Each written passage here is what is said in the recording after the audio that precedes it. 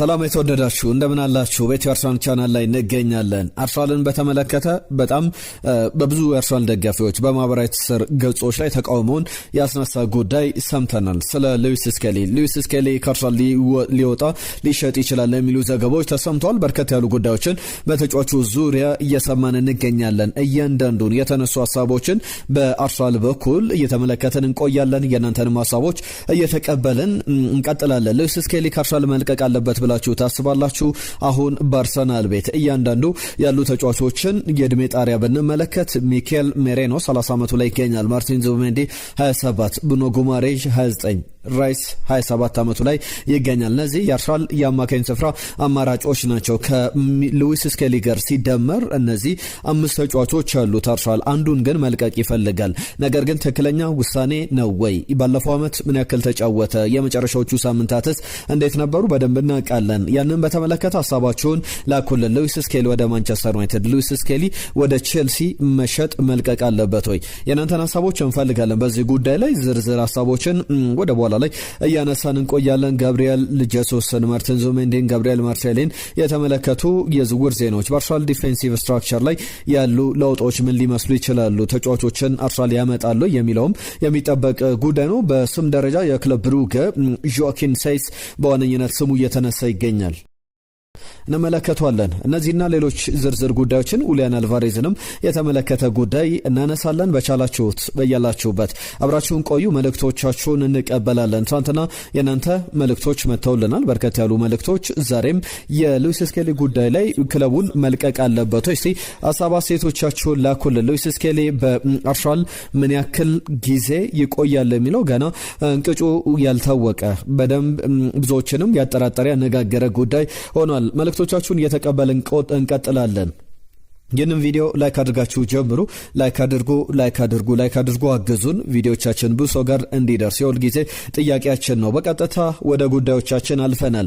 ከዕለቱ ትልቁ ጉዳይ ከሉዊስ ስኬሊ ዝውውር ዜና እንጀምራለን። አርሰናል ኦፈር አድርጎታል ይህንን ተጫዋች ለተለያዩ ክለቦች፣ ለፕሪሚየር ሊግ ክለቦች ማስፈረም የምትፈልጉ ከሆነ የተጫዋች ለገበያ የቀረበ ነው የሚሸጥ ነው ብሎ ለፕሪሚየር ሊግ ክለቦች በተለይ ለማንቸስተር ዩናይትድ እና ለቼልሲ ኦፈር አድርጓል። እነዚህ ክለቦች ጠያቂ ፈላጊ ክለቦች ናቸው። በተጫዋቹ ዙሪያ ማንቸስተር ዩናይትድ የግራ መስመር ተከላካይም አድርጎ የአማካኝ ስፍራ ተጫዋችም አድርጎ መጠቀም ይፈልጋል። ቼልሲ ደግሞ በአማካኝ ስፍራ ላይም እንዲሁ ቨርሳታሊቲው የተጫዋቹ በብዙ መንገድ የታየ ነው። ተጫዋቹ ትልልቅ ኳሊቲዎች አሉት። እንደምታውቁት እናንተም በደንብ ተመልክታችሁታል። ለምሳሌ አምና የቻምፒየንስ ሊግ ፋይናል ላይ ተጫውቷል። ከዛ በፊት ሪያል ማድሪድና አርሰናል በጣለበት ዓመት ላይ 2024-25 የውድድር ዘመን ላይ በቻምፒየንስ ሊግ ግማሽ ፍጻሜ ድረስ መጫወት የቻለ ጥሩ ተጫዋችነቱንም ያሳየ ተጫዋች ነው። ሪያል ማድሪድን አርሰናል በጣለበት የሳንቲያጎ በርናባው ጨዋታ ላይ ድንቅ ብቃቱን አሳይቷል። ተጫዋቹ አሁን ግን በአርሰናል ካለው የተጫዋቾች ብዛት አንጻር ከክለቡ ጋር እንዲለይ ፍላጎቶች አሉ የሚል ዘገባ ቤን ጃኮብስ ይዞ ወጥቷል። ፉትቦል ለንደን ላይም ተመሳሳይ ዘገባ ተመልክተናል። ቦቢ ቪንሴንቴ የመጀመሪያው ይህንን ዜና በብሬኪንግ ኒውስ በሰበር ዜና ይዞት የወጣ ጋዜጠኛ ነው። የፉትቦል ለንደን ጋዜጠኛ ነው። ባለፈው ዓመት ሉዊስ ስኬሊን በተመለከተ 20 የፕሪሚየር ሊግ ጨዋታዎችን ተጫውቷል። ከ20 ውስጥ ስንቱን ይመስላችኋል በቋሚነት የጀመረው? 5 ጨዋታ ብቻ ነው። በ5 ጨዋታ ነው በቋሚነት የጀመረው። 15ቱን በተቀያሪ ወንበር፣ ከዛ በተጨማሪ ሌሎቹን 18 ጨዋታዎች ጭራሽ አንድም ደቂቃ በሜዳ ላይ አልተሰለፈም ወይም ከስብስብ ውጪ ነው። አብዛኛው ጊዜ ደግሞ በስብስብ ውስጥ ተካቶ በሜዳ ላይ ተቀይሮ ሳይገባ ጨዋታው ይጠናቀቃል። በእነዚህ 15 በሜዳ ላይ በተቀያሪ ወንበር ተቀይሮ የገባባቸው ከዛ በተጨማሪ 5ቱም ጀማሪ ሆኖ የጀመረባቸው አጠቃላይ ደቂቃዎቹ ሲደመሩ 695 ደቂቃዎችን በሜዳ ላይ አሳልፏል። በሜዳ ላይ እሱ ባለበት ሰዓት ግን የአርሰናል መሻሻልም በደንብ በብዙ ቁጥሮች ማንሳት ይቻላል። ለምሳሌ አርሰናል 0.65 ግቦችን ፐር 90 ሚኒትስ በ90 ደቂቃ ውስጥ በአንድ ጨዋታ ማለት ነው ወይም እሱ በተሰለፈባቸው 90 ደቂቃዎች ስንመዝነው አርሰናል አንድ ግብ እንኳን አይቆጠርበትም። እሱ ካለ 0.65 ግቦችን ብቻ ያስተናግዳል። ክሊን ሺትን በማስመዝገብ ደረጃ ቢያንስ ከግማሽ በላይ የሆኑ ጨዋታዎች ላይ አርሰናል ግብ አይቆጠርበትም በክሊን ሺት ደረጃ። ሊሚትድ ሚኒትስ ነገር ግን ስትሮንግ የሚባል ኢምፓክት በጣም የተገደበ ደቂቃዎችን በሜዳ ላይ ቢያሳልፍም ኢምፓክቱ ተጽዕኖ ፈጣሪነቱ በጣም የጎላ እንደነበረ የተመለከትነው ተጫዋች ነው። ነው አሁን ጥያቄዎች እየተነሱ ይገኛሉ። ለእናንተም ከሉዊስ ስኬሊ ጋር በተያያዘ አስቀድሜ ያነሳውላችሁ ጥያቄ አለ፣ መልቀቅ አለበት ወይ የሚለውን ሀሳባችሁን አጋሩን። ነገር ግን ሌላም ልናነሳው የምንወደው ጉዳይ ኢማጂን እስቲ ያስቡት፣ በዚህ ወቅት ላይ ተጫዋቹ የሌላ ክለብ ተጫዋች ቢሆን አርሰናል ተጫዋቹን ለማስፈረም ቢፈልግ ስንት ሊጠየቅበት ይችላል? በጣም ብዙ ገንዘብ በክለቦች በኩል ለሱ ሊጠይቁ ይችላሉ። ሉዊስ ስኬሊ ወደ ቼልሲ፣ ሉዊስ ስኬሊ ወደ ማንቸስተር ዩናይትድ ብዙ ክለቦች ቢያገኙት የሚጠሉት ተጫዋች አይደለም። ገና 18 ዓመቱ ላይ ይገኛል። 19 ዓመቱ ላይ ይገኛል። የቻምፒየንስ ሊግ ፋይናል ላይ የተጫወተ አርሰናል ከ22 ዓመታት በኋላ የእንግሊዝ ፕሪሚየር ሊግን ሲያሸንፍ የሱ አስተዋጽኦ የሱ አበርክቶት በጣም ከፍ ያለ እንደነበረ ተመልክተናልና በጣም ውሸት ቢሆን ተብሎ የምንመኘው አይነት ዜና ሊመስል ይችላል ይላሉ የአርሰናል ደጋፊዎች። ብዙ በማህበራዊ ትስስር ገጾች ተጫዋቹ መልቀቅ የለበትም የሚሉ ማረጋገጫ አይነት ሀሳቦችን እየሰጡ ይገኛሉ። ሉዊስ ስኬሊ በራሱን ስታብሊሽ አድርጓል እንደ ጥሩ አማካይ፣ እንደ ጥሩ የግራ መስመር ተከላካይ። እሱን መልቀቃውን ስሜት ይሰጣሉ የሚለው ነው ትልቁ ጥያቄ። በተጫዋቹ በኩል አርሰናል እሱን ሽጦ ሌሎች ተጫዋቾች ለምሳሌ ብሩኖ ጉማሬሽ ከመጣ በኋላ ነው የዚህ ሀሳብ ላይ የተደረሰው። ተጫዋቹ ቦታም ላያገኝ ብዙ ደቂቃዎችንም ላይጫወት ይችላል። ነገር ግን ብዙ ስኳድ ለምሳሌ 5 ተጫዋቾች አሉ።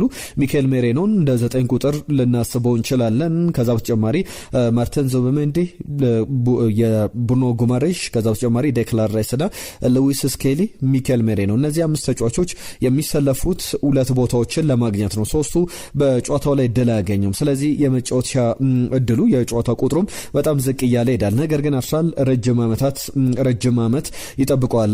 ፕሪሚየር ሊጉ የማራቶን ያክል ነው። ከ10 ቀናት በኋላ ናሴ 15 ቀን 2018 ዓ.ም ላይ ይጀምራል። በፕሪሚየር ሊግ ላይ፣ በካራባኦ ካፕ፣ በኤፍኤ ካፕ፣ በአውሮፓ ቻምፒየንስ ሊግ ላይ ይሳተፋል። በእነዚህ ውድድሮች ላይ ሁሉ ሲሳተፍ አርሰናል በደንብ ይህንን ተጫዋች መጠቀም የሚችልበት እድል አለ። አርሰናል አሁን በሌሎች ክለቦች ቢገኝ ሉዊስ ስኬሊ ላስፈርመው ቢል ቢያንስ 100 ሚሊዮን ፓውንድ የሚጠየቅበት አይነት ተጫዋች ሊሆን ይችላል። ነገር ግን አሁን በአርሰናል በኩል ተጫዋቹን እስከ ስንት ሊሸጠው ይችላል? ከሸጠውም እንኳን የሚለው ጉዳይ ይነሳል። አንዳንድ ሰዎች ደግሞ የራይስን እድሜ 27 ነው። ብሩኖ ጉማሬሽ 29 ዓመቱ ላይ ይገኛል። ማርቲን ዙቢሜንዲ 27 ዓመቱ ላይ ይገኛል። ሚካኤል ሜሬኖ 30 ዓመቱ ላይ ይገኛል። ሉዊስ ስኬሊ ግን ከነዚህ አማካዮች ሁሉ በእድሜ ትንሹ ነው። 19 ዓመቱ ላይ ይገኛል። ፊውቸሩ በጣም ለወደፊቱ ያርሰናል ተስፋ ያለው ተጫዋች እንደሆነ መናገር ይቻላል። ነገር ግን እንደዚህ አይነት ዘገቦች በደንብ ዘርዘር ብለው እየወጡ ይገኛሉ። የናንተን ሀሳቦች እንቀበላለን። ላኩልን። ሉዊስ ስኬሊ ከአርሰናል መልቀቅ አለበት ወይስ ደግሞ በክለቡ መቆየት አለበት የሚለውን በስፋት እየተመለከትን እንቆያለን። ሌሎች ሀሳቦችን እያነሳን እንቀጥላለን። የተወደዳችሁ በአርሰናል በኩል ብሩኖ ጉማሬዥን በ87.5 ሚሊዮን ዩሮ፣ ክሪስቶስ ዞሊስን በ40 ሚሊዮን ዩሮ፣ ኤላን ሜሊያን በነጻ ዝውውር ገዝቷል። እነዚህ አርሰናልን የተቀላቀሉ ተጫዋቾች ናቸው። አጠቃላይ 127 ሚሊዮን ዩሮ 127.5 ሚሊዮን ዩሮ ወጪ አድርጓል። ገቢዎቹን ስንመለከት ከሊያንድሮ ትሮሳርድ 18 ሚሊዮን ዩሮ፣ ከጃኮብ ኪቪየር 17 ሚሊዮን ዩሮ፣ ክርስቲያን ኖርጋርድ በ8 ሚሊዮን ዩሮ አጠቃላይ 43 ሚሊዮን ዩሮ አካባቢ ሸጧል። 84.5 ሚሊዮን ዩሮ ኔት ስፔንዲንጉ ነው የተጣራ ወጪው ነውና ቤዚካሊ በዚህ የዝውውር ሂደት ላይ አርሰናል ጥሩ እየተሳተፈ ይገኛል። አርሰናል ጥሩ መንቀሳቀስ ይኖርበታል። እድገቱንም በደንብ ማሳየት ይኖርበታል። ከአርሰናል ጋር በተያዘ የእንግሊዝ ብሔራዊ ቡድንና የስፔን ብሔራዊ ቡድን ተጫዋቾች ከብሔራዊ ቡድን ቆይታ ከአለማዋንጫ መሰንበታቸው አለማዋንጫው እስከ መጨረሻው ቀናት ድረስ የነበሩ ተጫዋቾች ናቸው። ማርቲን ዙቢሜንዲ፣ ዴቪድ ራያ፣ ሚካኤል ሜሬኖ በስፔን ብሔራዊ ቡድን የአለማዋንጫን አሸንፈው ወደ አርሰናል ቡድን መጥተዋል። በእንግሊዝ ብሔራዊ ቡድን በኩል ቡካዮ ሳካን በተመለከተ፣ ኤቨሬች ኤዜን፣ ዴክላን ራይስን በተመለከተ ብዙ ሀሳቦችን አንስተናል። ኖኒ ማዱዌኬንም ጭምር ባለፉት ጊዜያት ላይ ዴክላን ራይስ ትናንትና እንደሚመለስ ይጠበቅ ነበረ። ዛሬ ተመመለሱን ተመልክተናል። ከብሩኖ ጉማሬሽ ጋር ሲነጋገሩ ቪዲዮዎች ወጥተዋል። በጋራ እንጫወት፣ ካንተ ጋር በተቃራኒ መፋለም ሰልችቶኛል ሲል የነበረው ዴክላን ራይስ አሁን ከብሩኖ ጉማሬሽ ጋር ልምድ መስራት ጀምሯል። በቀጣይ ቀናት ነገ የአርሰናል ጨዋታ ይጠበቃል።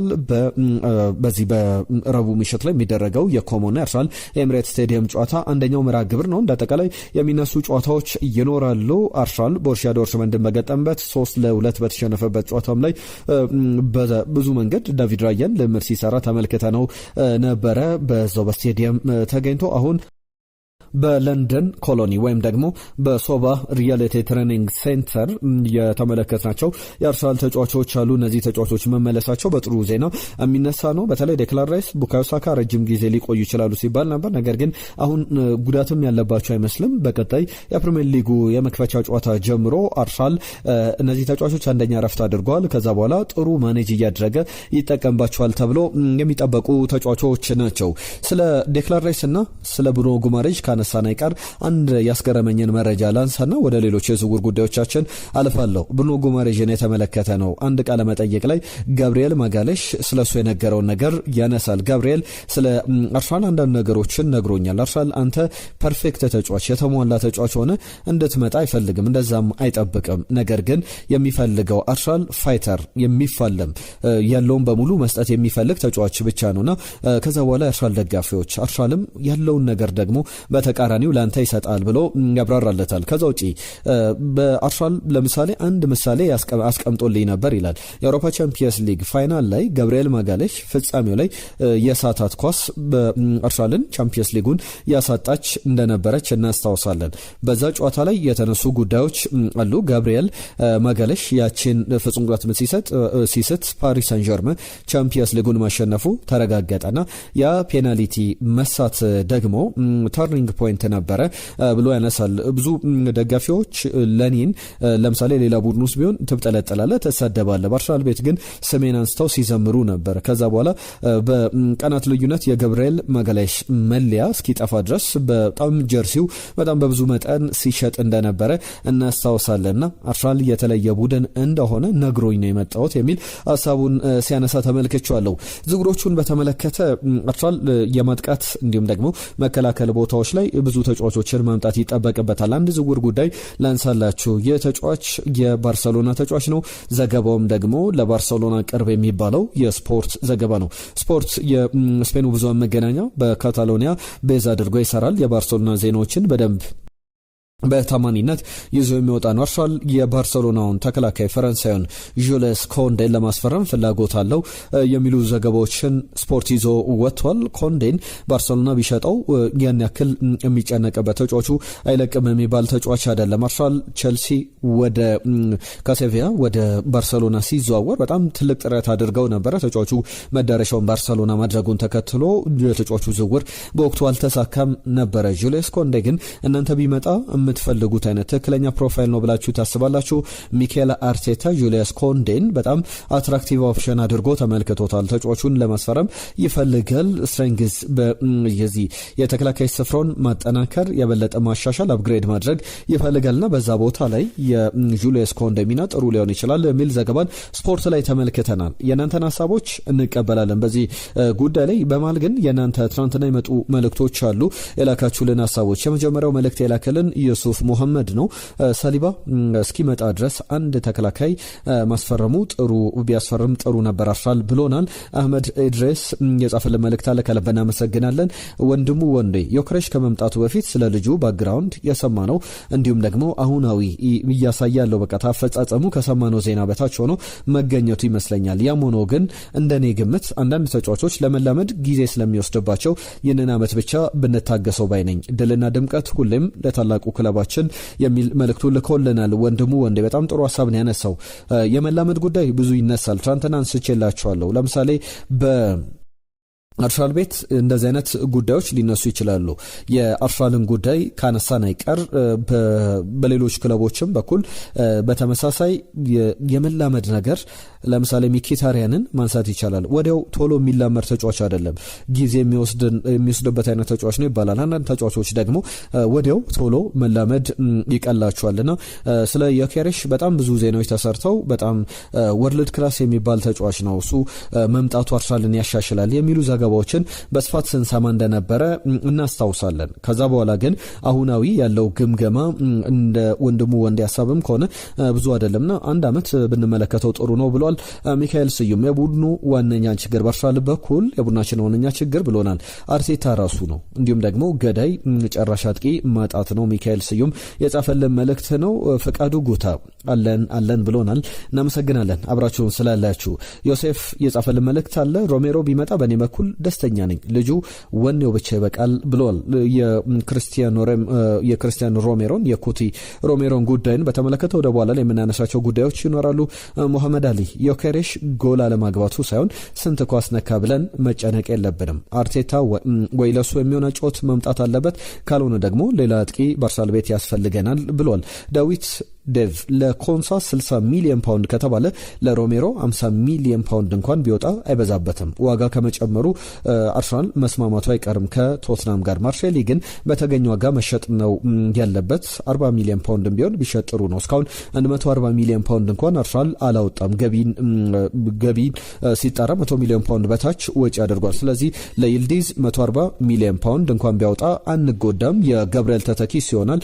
ሌላው ጉስቶ ቢመጣ በጣም ቀይ መስመሩን ያሻሽላል ከቼልሲ የሚል ሀሳቡን አካፍሎናል። ሁላችሁም ስለ ጻፋችሁልን መልእክቶች፣ ስለ ሀሳብ፣ ስለ አስተያየቶቻችሁ በሙሉ ከልብ እያመሰገንን ወደ ሌሎች ጉዳዮች እናምራ። ዚ አትሌቲክ የቪኒ ጁኒየርን ጉዳይ በተመለከተ ዝርዝር ጉዳዮችን አውጥቷል። ቪኒ ጁኒየር ለምን አርሰናል ሪጀክት አደረገ የሚለው ጉዳይ በዋነኝነት ብዙዎች እንደሚሉት አርሰናልን መደራደሪያ አድርጎት አይደለም።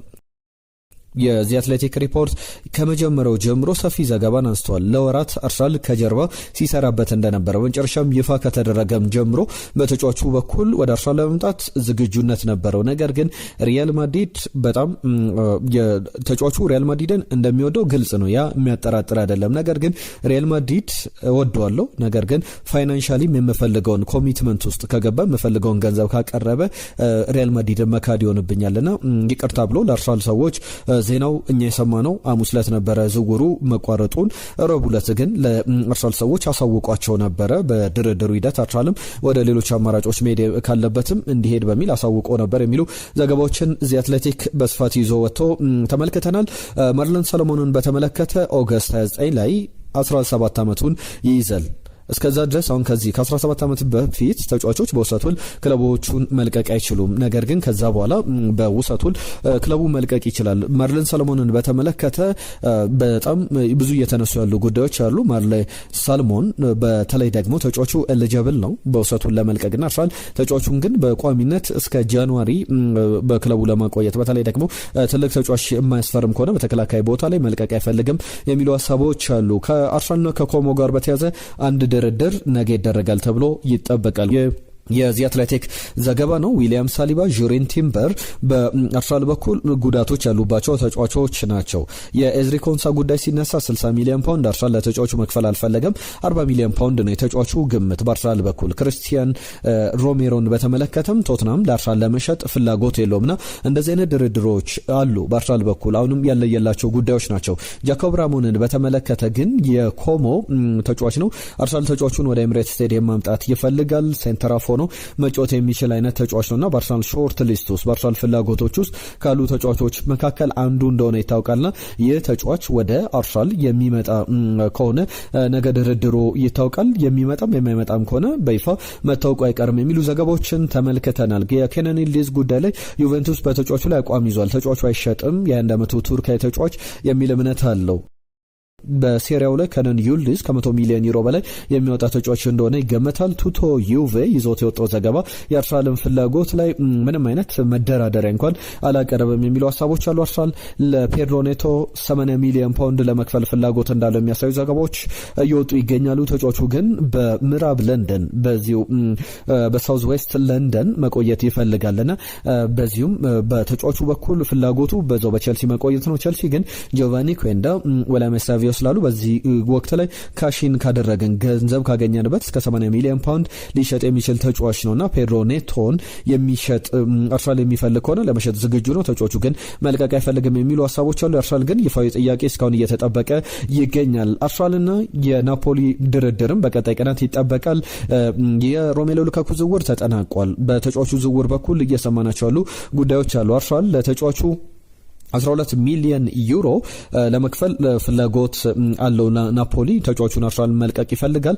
ከዛ ውጪ ግን በናፖሊ በኩል 12 ሚሊዮን ዩሮ ቢልም በአዶንስ በተጨማሪ በተጫዋቹ ስኬት ልክ እስከ 8 ሚሊዮን ዩሮ አጠቃላይ 20 ሚሊዮን ዩሮ ለመክፈል ፍላጎት አለው። አርሰናል 20 ሚሊዮን ፓውንድ 18 ሚሊዮን ፓውንድ አካባቢ የሚገምተው ተጫዋች እንደሆነ ይታወቃል። የማርቲን ዙሜንዲ ወደ ሪያል ማድሪድ የሚሄድ ጉዳይ ከሞላ ጎደል አብቅቶለታል። ተጫዋቹ ወደ ሪያል ማድሪድ ከዚህ በኋላ ይዘዋወራል ተብሎ አይጠበቅም። ምክንያቱም ሪያል ሪያል ማድሪድ የአማካኝ ስፍራ ተጫዋች እንደማያስፈርም በክለቡ በኩል ውሳኔ ላይ ደርሷል። ማርቲን ዙቢሜንዲም በዚህ ወቅት ላይ ምናልባት ወደ ቼልሲ የሚሄድ ከሆነ የመጨረሻ እድሎች ካሉ እንመለከታለን። ነገር ግን በዚህ ደረጃ ሚኬል አርቴታም ተጫዋቹ የአርሰናል ስኳድ አባል ብቻ ሳይሆን ወሳኝ ተጫዋች ነው ብሎ እንደሚያምንና እንደማይለቅም እምነት አለው ተብሏል። ጋብሪኤል ማርሴሊን በተመለከተ የሮማ ፍላጎት ብቅ ብሏል። ራያን ቴይለር ይዞት በወጣው ዘገባ መሰረት ሮማ ተጫዋቹ ለማስፈረም ፍላጎት እንዳለው ሰምተናል። የጋላታሳራይ ፍላጎት እንደተጠበቀ ሆኖ አዲሱ ፈላጊ ክለብ ሆኖ መጥቷል። ሌላኛው መግቢያ ላይ ያነሳሁት የጆኪን ሳይስ ጉዳይ ነው። እንደ ዘሰን ዘገባ ከሆነ የ21 ዓመቱ ቤልጂየማዊ ኢንተርናሽናልን በተመለከተ በክለብ ብሩገ የሚጫወት ተጫዋች ነው። የግራ መስመር ተከላካይ ነው በፕሪፈር የሚያደርገው ቦታ። ነገር ግን ራይት ባክም ሆኖ በቀይ መስመር ተከላካይ ቦታ ላይም መጫወት ይችላል። የቀይ መስመር ተከላካይ ተጫዋችም ሆኖ 2025-26 ላይ 5 ግቦችን አስቆጥሯል፣ 8 አሲስቶችን አስመዝግቧል። ከዛ በላይ ደግሞ በጣም ኮንሲስተንስሊ በወጥ አቋም ሲጫወት ነበር። 55 ጨዋታዎችን አከናውኗልና ክለብ ብሩገ 35 ሚሊዮን ዩሮ ወይም 30 ሚሊዮን ፓውንድ ይፈልጋል። አርሰናል፣ ማንቸስተር ዩናይትድ፣ አስቶን ቪላ የዚህ ተጫዋች ፈላጊ ናቸው የሚሉ ዘገባዎችን ተመልክተናል።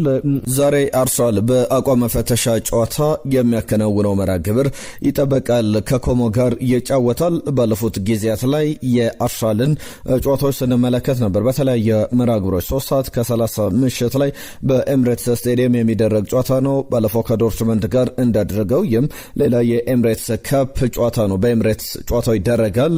ዶርትመንድ 3-2 ተሸንፏል በሪያል ቤቲስ 3-1 ከዛ በፊት በነበረ ጨዋታ። ከዛ ውጪ ደግሞ የጂሮናን ጨዋታ እናስታውሳለን። ጂሮናን 4-1 በሆነ ውጤት በማሸነፍ የባለፉት 3 የአቋም መፈተሻ ጨዋታዎቹ በአርሰናል በኩል እነዚህ ናቸው። አንደኛው ኤምኬ ዶንስን በዝግ ስቴዲየም በክሎዝ ዶር የተደረገ ጨዋታ ነበረ። ደጋፊዎች ሳይገቡ ለብዙ መገናኛዎችም ዝግ የነበረ የአርሰናል ልምድ ማዕከል ላይ የተደረገ ጨዋታ እንደነበረ እናስታውሳለንና አሁን የመጨረሻ ከኮሚኒቲ ሺልድ ጨዋታ በፊት የሚደረገው የዛሬ ምሽት ጨዋታ ይጠበቃል። አርሰናል ከኮሞ ምሽት 3:30 ሲል ይደረጋል። በዚህ ጨዋታ ላይ የእንግሊዛውያን ተጫዋቾች ስፔን ብሔራዊ ቡድን ተጫዋቾች ወደ አርሰናል መመለሳቸውን ተመልክተናል። ትናንትና ወደ አርሰናል ስብስብ ውስጥ ተካቷል። ለምሳሌ እነ ቡካዮ ሳካ ዘግይተው ይመለሳሉ ሲባል ነበረ። ከዛ በተጨማሪም ዴክላን ራይስ ተመልሷል። ከዴክላን ራይስ ጋር በተያዘ ስለ ብሩኖ ጉማሬሽ ጋር የነበራቸውን ንግግርም እናነሳለን። ከዛ ውጪ ሌሎችም ኤብሬቼዜ፣ ኖኒ ማዱዌኬ መመለሳቸውን ተመልክተናል። የስፔን ብሔራዊ ቡድን የዓለም ዋንጫ አሸናፊዎች ማርቲን ዙቢሜንዲ፣ ሚኬል ሜሬኖ እንዲሁም ደግሞ ግብ ጠባቂው ዴቪድ ራያ በእርግጥ እሱ አስቀድሞ ነው የተመለሰው። አርሰናል ከሞላ ጎደል ስብስቡን እያገኘ ይገኛል። አሁን የመጨረሻ ዝውውሮች ብቻ በአርሰናል ቤት ይጠበቃሉ። ዛሬ የጨዋታ ስለስንት ይጠናቀቃል? ግምታችሁን ላኩልን። አርሰናል ከኮሞ ሴስ ፋብሪጋስ በአሰልጣኝነት ወደ ኤምሬትስ ስቴዲየም ይመለሳል። በአምበልነት በደመቀበት ስቴዲየም ደማቅ አቀባበል ይደረግለታል ተብሎ ይጠበቃል። የምሽቱ ጨዋታ ግምቶቻችሁን እንቀበላለን። ሀሳብ አስተያየቶቻችሁን እየላካችሁልን አሁንም አብራችሁን ቆዩ። ተጨማሪ ጉዳዮችን እናንሳስቲ። ከዝውውር ጉዳዮች ጋር በተያያዘ አንደኛው ኡሊያን አልቫሬዝን የተመለከተ ነው። ኡሊያን አልቫሬዝ በአትሌቲኮ ማድሪድ በኩል ልምድ መጀመሩን ተመልክተናል። እንዲሁም በአትሌቲኮ ማድሪድ በኩል ኦፕሽኖች አሉ፣ አማራጮች የተቀመጡ ምንድናቸው? እናንሳቸው። አትሌቲኮ ማድሪድን ይቅርታ መጠየቅ፣ ከዛም በክለቡ መቀጠል፣ ከክለቡ ጋር እየተጫወቱ እየተፎካከሩ መቀጠል አንደኛው አማራጭ ነው። ሁለተኛው ደግሞ ከእንግሊዝ ውጪ ወዳሉ ክለቦች መዛወር። አትሌቲኮ ማድሪድ አሁንም ቢሆን ለባርሰሎና ለመልቀቅ ተጫዋቹን ፍላጎት እንደሌለው በስፋት እየተመለከትን እንገኛለን። የአትሌቲኮ ማድሪድን ጉዳይ ደግሞ የበለጠ ለአርሰናል እንዲሸጥ ሊያደርገው የሚችለው ዜናም ተሰምቷል። እሱም ባርሰሎና ፕላን ኤው የተጫዋቹ ኡሊያን አልቫሬዝን ዝውውር ማጠናቀቅ ነበረ። ፕላን ቢው ደግሞ ሁለተኛው እቅድ ኡሊያን አልቫሬዝን ካላገኘ አሁን ወደ ላውታሮ ማርቲኔዝ ወደ ኢንተር ሚላኑ አጥቂ ፊቱን ባርሰሎና ስለማዞሩ የሰማናቸው ጉዳዮች አሉ። አንድ ሁለት ሌሎች ተጨማሪ ከዝውውርም ዜናዎች ወጣ ያሉ ጉዳዮችን ላንሳላችሁ። ኤሚሊያኖ ማርቲኔዝ በአንድ ወቅት በአርሰናል ቤት በነበረበት ወቅት የመጀመሪያዎቹ ዓመታት ላይ የነበረው የአንዳንድ አንቀጾች በውል ስምምነቱ ላይ የተካተቱለት አንቀጾች በጣም የሚያስገርሙ ናቸው። ኤሚሊያኖ ማርቲኔዝ በገናው ወደ አርሰናል መልበሻ ቤት ሲገባ አንድ ተጫዋች ኦልራይት ኤም ይለዋል። እንዴት ነው ኤም ብሎ ያናግረዋል። በዛ ሰዓት ላይ ኤሚሊያኖ ማርቲኔዝ ምን እንዳለ እንኳን መረዳት አልቻልኩም ነበር ይላል። አርሰን ቬንገር በኔ የክሎዝ ውስጥ የስምነት የፊርሜን ባኖርኩበት ወቅት ላይ ወደ አርሰናል አንድ አንቀጽ አስገብተው ነበረ። ተፈትኜ ፈተና የእንግሊዘኛ ትምህርቴን አሻሽዬ መፈተንና በኮሌጅ ሄጄ ማለፍ ከሆነ 20,000 ፓውንድ እንዳገኝ እንዲከፈለኝ አድርገው ነበረ። ከዛ በኋላ ለአስተማሪ ነግሬ በጣም ጠንክሬ ተምሬ ፈተናውንም አልፌ ነበር የሚል ሀሳቡን አነጋጋሪ ሀሳብ ያነሳል። ከዛ ውጪ ጆአኪም አንደርሰን የፉላም የቀድሞ ክሪስታል ፓላስ ተጫዋች ነው። በእንግሊዝ ፕሪሚየር ሊግ በጣም ከባዱ ተጋጣሚ ላንተ ማን ነበረ ባለፉት አመታት በተለይ ደግሞ ባለፈው አመት ተብሎ ተጠይቆ ነበር። ባለፈው አመት አርሰናል ይላል ከባዱ ተከላካይስ ማን ነበር ሲባል ዊሊያም ሳሊባ ብሎ ያስቀምጣል። እንግዲህ የአርሰናል ተጫዋቾች ላይ የሚሰጡ ምስክርነቶች ከፍ ብለው እየተመለከተን እንገኛለን። ዝውውሮችን በተመለከተ በቀጣይ ብዙ ሊነሱ የሚገባቸው ጉዳዮች ይኖራሉ። በርካታ ነገሮችንም እናነሳለን። የሉዊስ ስኬሊ ጉዳይ ላይ ሀሳብ አስተያየቶቻችሁን ላኩልን። ባነሳናቸው ጉዳዮችም ላይ መልእክቶቻችሁን እንቀበላለን። የእንግሊዝ ፕሪሚየር ሊግ 9 ቀናት ይቀሩታል። በሚቀጥሉት ጊዜያት ደግሞ የበለጠ ጥሩ እንቅስቃሴዎችን በክለቦች በኩል እንመለከታለን። አርሰናልም ያንን ምዕራፍ የመጨረሻውን እንግዲህ ኤንድ ፕሮዳክቱን ለማየት የመጨረሻ ዝውውሮችን ማጠናቀቅ ይኖርበታል። በዛ ቦታ ላይ ደግሞ በአጥቂ ስፍራ ላይ የሚፈለጉ ተጫዋቾች ይኖራሉ። ሁሉም እነዚህን በተመለከተ አዳዲስ ጉዳዮችን ይዘን እንመጣለን። በሰበር መረጃ አዳዲስ የአርሰናል ጉዳዮች ሲኖሩ በኢትዮ አርሰናል ቻናል ላይ ጠብቁን። የዛሬን እዚህ ላይ ያጠናቀቅን። ለሰጣችሁን ጊዜ ለአብረውነታችሁ ከልብ እናመሰግናለን። ጤና ይስጥልን ብለናል።